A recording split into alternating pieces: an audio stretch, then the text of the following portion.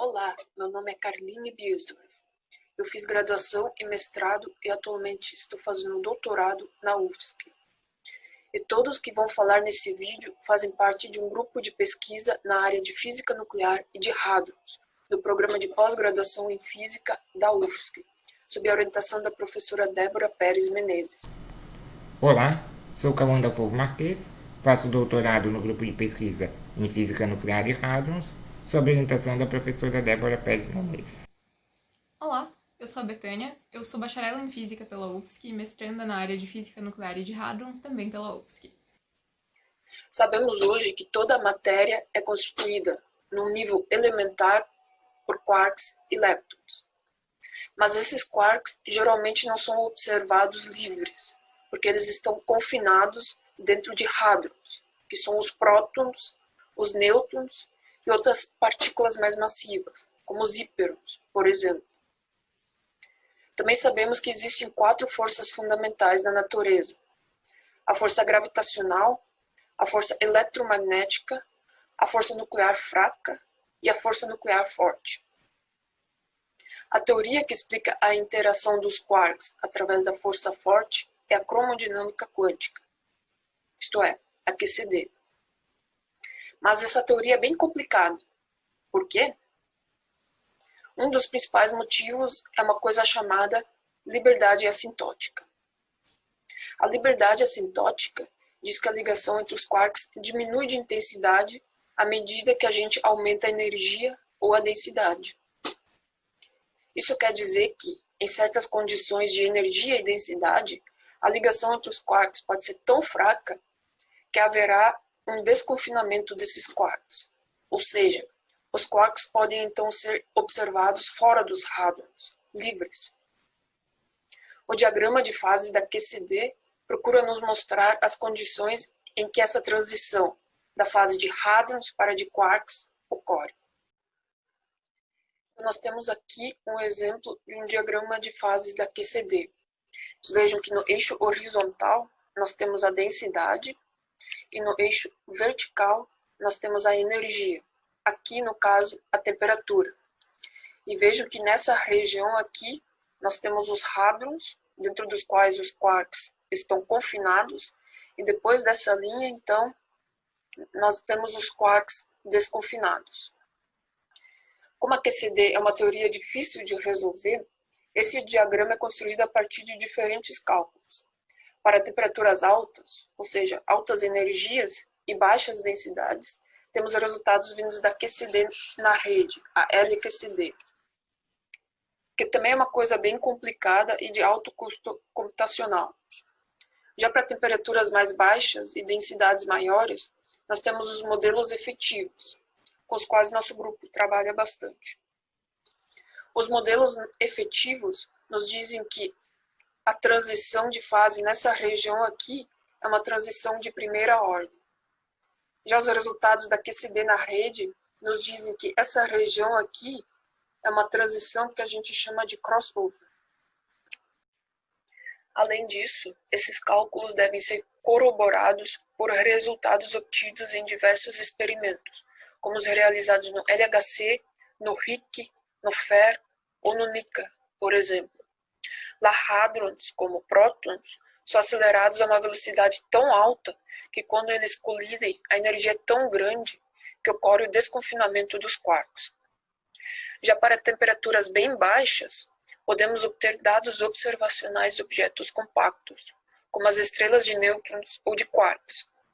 Esses objetos são tão compactos que a densidade deles é gigantesca, o que também pode propiciar o desconfinamento. A construção de modelos para a matéria hadrônica, que é formada por prótons e nêutrons, por exemplo, é muito importante para a compreensão de propriedades de núcleos atômicos, reações nucleares e descrição de objetos estelares densos, já que não é possível obter a descrição desse tipo de matéria diretamente da QCD, que é a teoria fundamental da força forte, que é a interação relevante nesses contextos. A QCD é muito complicada, e um exemplo dessa complexidade está na descrição da força que age entre dois hadrons, por exemplo, entre um próton e um nêutron. Nos termos mais fundamentais da QCD, essa chamada força nuclear é uma força residual, que surge da complicada interação entre 6 quarks que interagem entre si, mediados por gluons e outras partículas virtuais.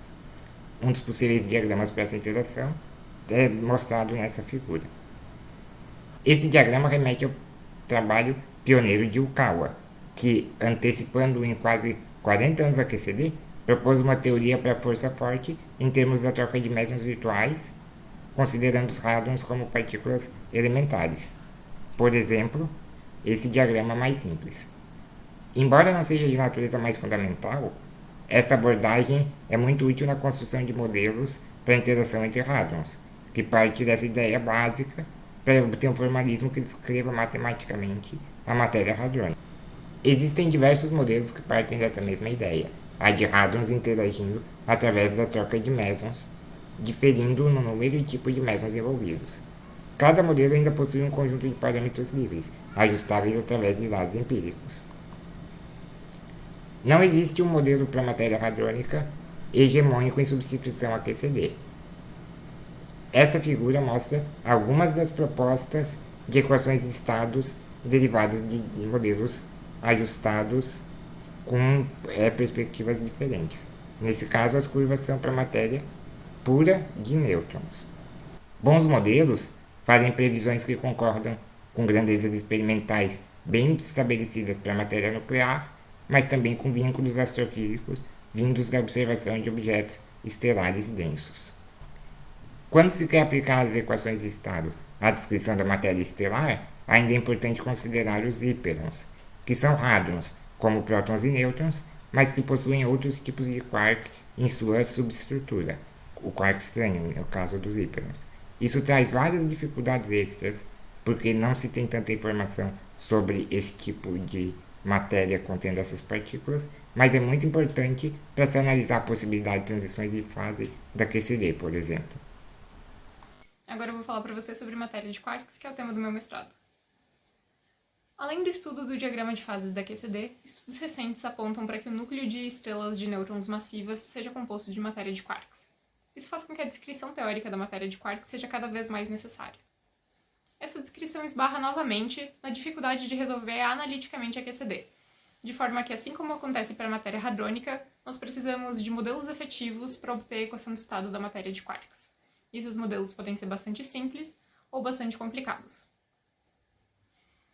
A temperatura também tem um papel bastante importante no estudo da equação de estado, como vocês podem ver aqui do lado. Em temperaturas altas, como as que acontecem em colisores de partículas, a equação de estado se torna mais dura, por exemplo, e tem uma importância bastante grande na equação de estado.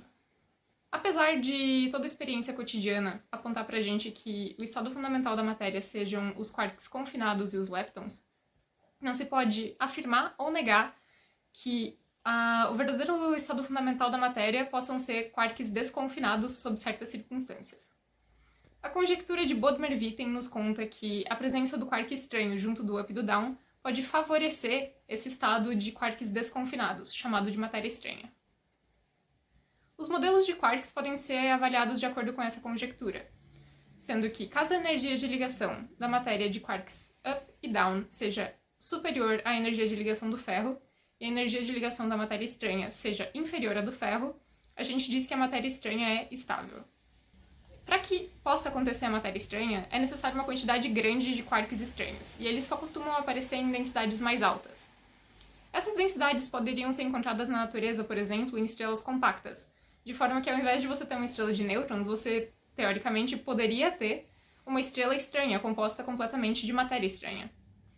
Se você quiser saber um pouquinho mais sobre objetos compactos, você pode assistir a parte 2 desse vídeo. Muito obrigada pela atenção.